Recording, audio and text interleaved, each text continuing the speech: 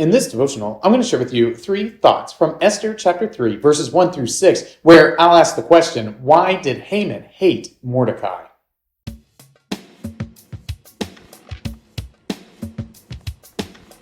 Esther chapter 3, verses 1 through 6 says, After these things, King Ahasuerus promoted Haman the Agagite, the son of Hammedatha, and advanced him and set his throne above all the officials who were with him. And all the king's servants who were at the king's gate bowed down and paid homage to Haman, for the king had so commanded concerning him. But Mordecai did not bow down or pay homage.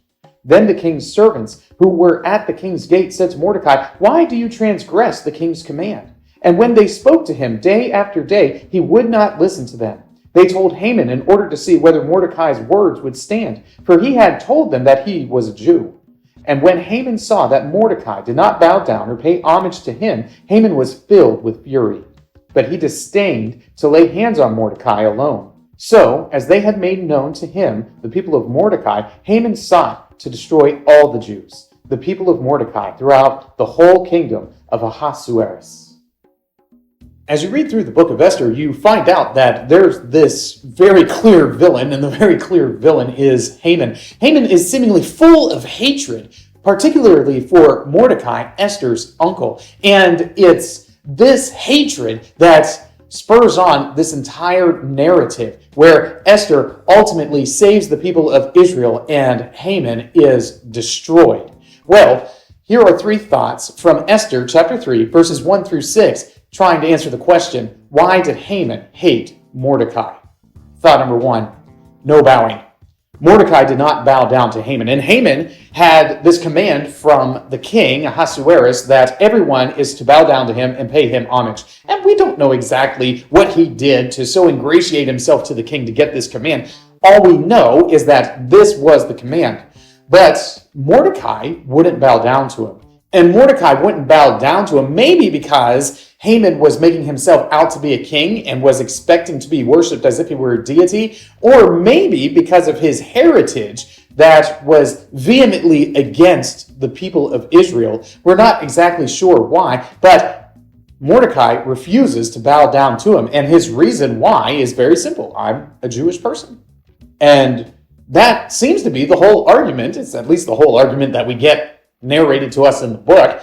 This is his argument. I'm a Jewish person, and obviously a Jewish person wouldn't bow down to him. So why does Haman hate Mordecai? He wouldn't bow down to him.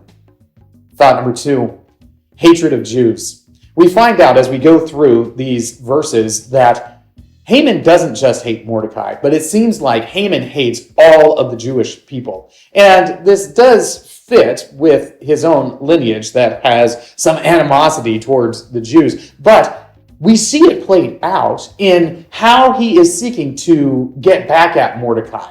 Because he isn't just getting back at Mordecai, he wants to issue this decree that allows all of the Jewish people to be destroyed within Ahasuerus' kingdom.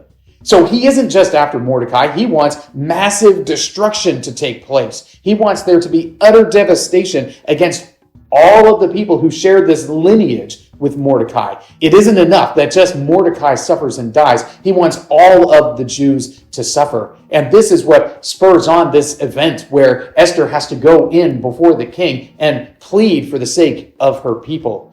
Haman hated the Jewish people, and this is evident because he tried to kill them all. Thought number 3, pride. Ultimately, it is Haman's pride, it's his innate sense of self that is prompting him to hate Mordecai so much. See, everybody else is bowing down before him. Everybody else is giving him the honors and accolades and homage that was commanded of them, but Mordecai wouldn't do it. I wonder if there were any other people who were refusing to bow down to him. I wonder if there were any other people who weren't giving him the due that he thought he deserved. But what we see playing out here is that this one person not bowing down to him was enough for him to launch genocide against that man's people. There's a deep-rooted sense of pride here within Haman's heart where he wants to be paid honor by everyone. And if a single person refuses to do it, there must be destruction. There must be retribution for that great act of not honoring him as he so desired. That's a deep-rooted sense of pride. And it's pride that so easily can encumber us. So we should be careful as people who are looking to the text of Scripture to model for us how to live. We should be careful not to think too much of ourselves, but instead to think very much of God and recognize his role as our creator and our role as his creation. These three thoughts come from the assigned reading of Esther, chapters 1 through 5. If you'd like to read through the Bible with me, you can do so by subscribing to this channel, by clicking on the link in the description, or by joining the Facebook group Through the Bible, where we are reading the text of Scripture together.